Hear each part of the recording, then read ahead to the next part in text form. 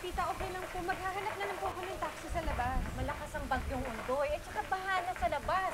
Hindi ka rin makakauwi. Saka brown out. Delikado. Mas safe kung dito ka muna. Ano po ba?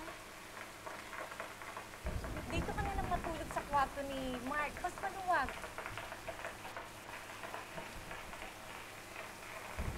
Okay lang po kay Mark.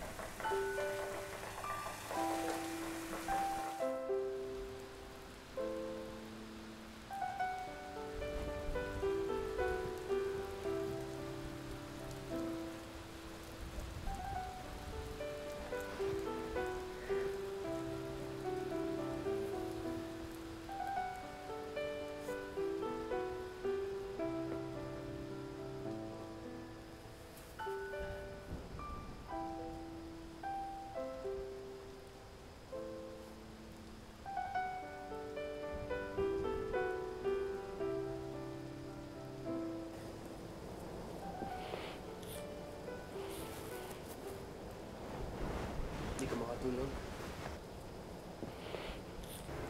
Alam ko na kung paano ka matutulog. Kailangan mo na mag-good night.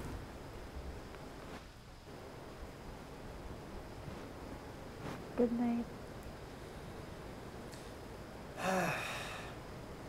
Good night.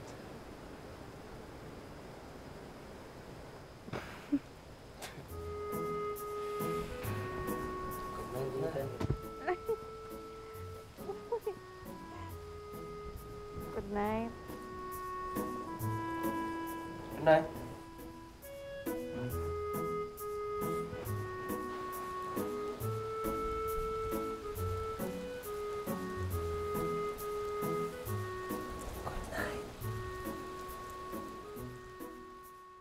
Doon unti-unting marirealize na kaya pala niyang magbago, na mababaliktad pa pala yung sitwasyon na gano'n.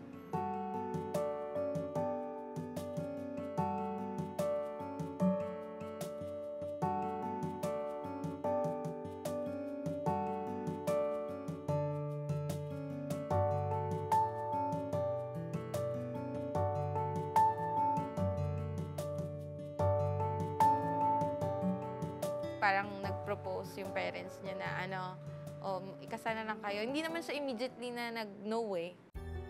Meron na kaming venue sa Eastwood, ganyan.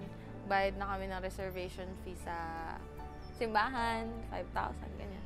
So, meron na ring gown. Tapos, kasi ang bilis lang eh. Months lang. Mahirap pa kasi ang sinisweldo ko lang yata, 9,000 a month. Ganun lang. So, nisip ko, saan tayo kukuha ng pampakasal ng ganun lang sweldo ko? At ganun lang din ang halos sinisweldo niya. So, ayun, parang napakalayo pa para dun sa next step, which is kasal.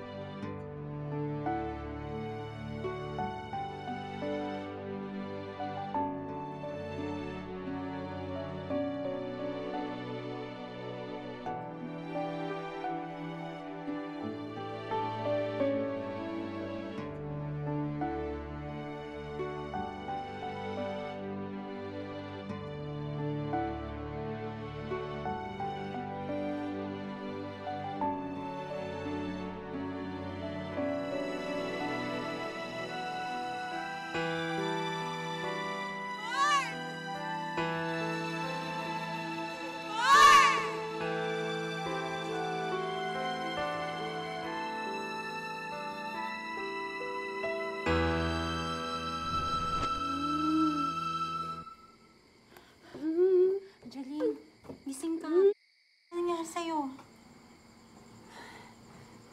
Napanaginipan ko si Mark.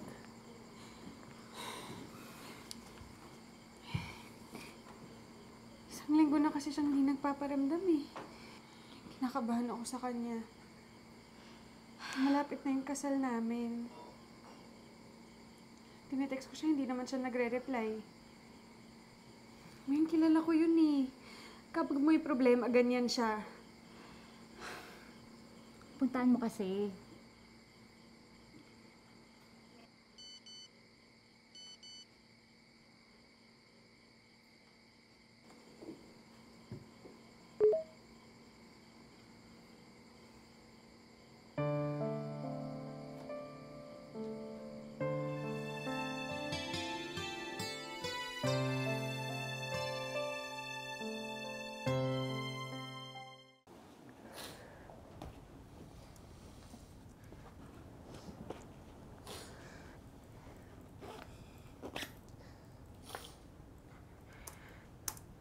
Mark, bakit?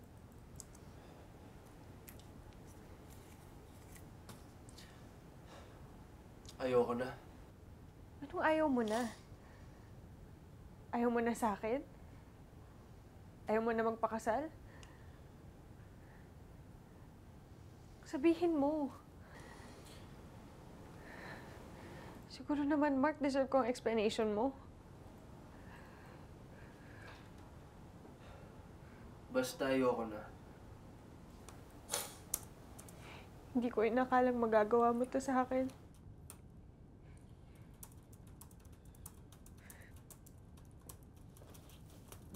Ayoko na. Ibig sabihin, hindi niya sinasabing ayoko na magpakasal. Ang sinasabi niya, ayoko na sa'yo.